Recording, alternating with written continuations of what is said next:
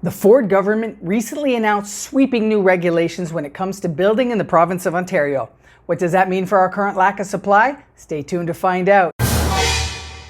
Hi everyone, my name is Morgan Little. I'm a realtor here in the Greater Toronto Area who also enjoys making educational videos like this one to help you understand what's going on in the market. If at any time you have questions or just want to pick my brain, feel free to book a one-on-one call by clicking my Calendly link in the description below. All right, let's talk about it. Now, on the surface, this sounds great for not only current renters and new immigrants who will soon be coming into the country that we are in desperate need to provide housing for, but also for homeowners and small investors.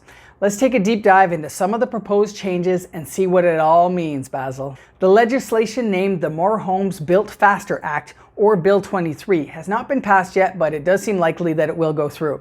And Ford was bold enough to say that this plan should help the Conservatives meet their goal of building 1.5 million homes in the next 10 years. The plan will override current municipal zoning laws to allow for what is called middle housing to be built without further planning approvals. Middle housing is pretty much what it sounds like. It's not multi-million dollar homes and it's not crack shacks. It's in the middle where the majority of people who need housing will fall. Up to 3 units will be allowed on a single residential lot without any bylaw amendments or municipal permissions. Essentially, this will create an as-of-right zoning, which means that a homeowner can take a certain type of action without obtaining permission.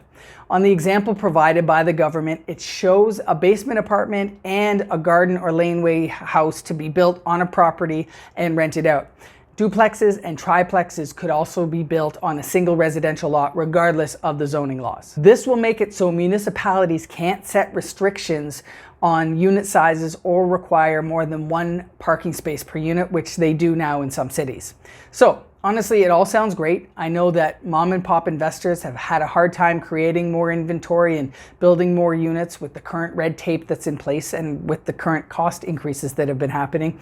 And it differs per area that you're in. So I've dealt a lot with this myself, and I know that it can be frustrating. And not to mention, it'll allow for the creation of rental units for so many places that are now desperate for them. It's become a real crisis in certain cities. These units will be exempt from development charges and parkland dedication fees under the new legislation. Development charges are fees collected from developers that help pay for the cost of municipal services or impacted infrastructure such as roads and transit. Officials hope that this will create a broader mix of rental housing. And that brings us to another piece from the bill where Ontario will scrap all development charges, parkland dedication levies, and community benefit charges for affordable housing and inclusionary zoning units.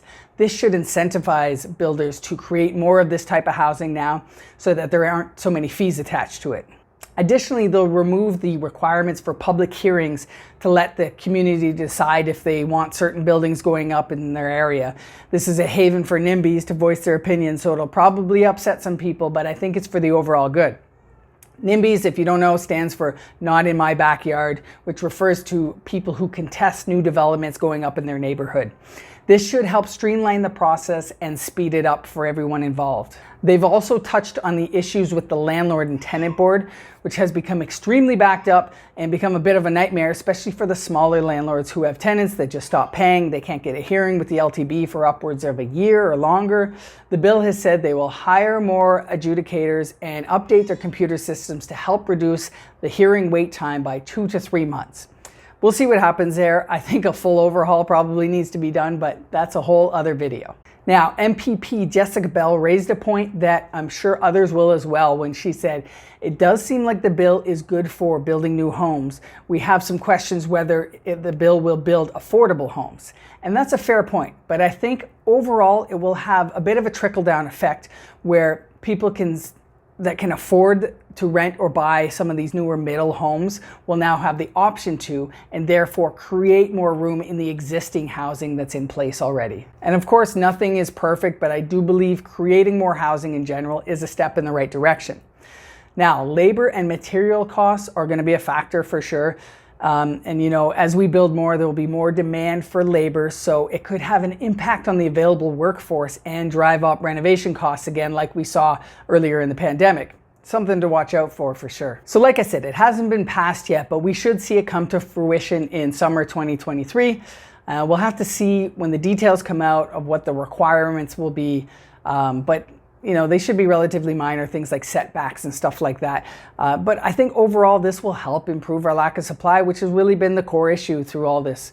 I'd love to hear your thoughts, and I'm sure there will be mixed reactions, so please share yours by dropping them in the comments below. And as always, if you'd like to discuss your real estate journey at any time, book a one-on-one with me by clicking my Calendly link in the description below, and I look forward to chatting. Till then, this is Morgan Little, encouraging you to get just a little bit better each and every day.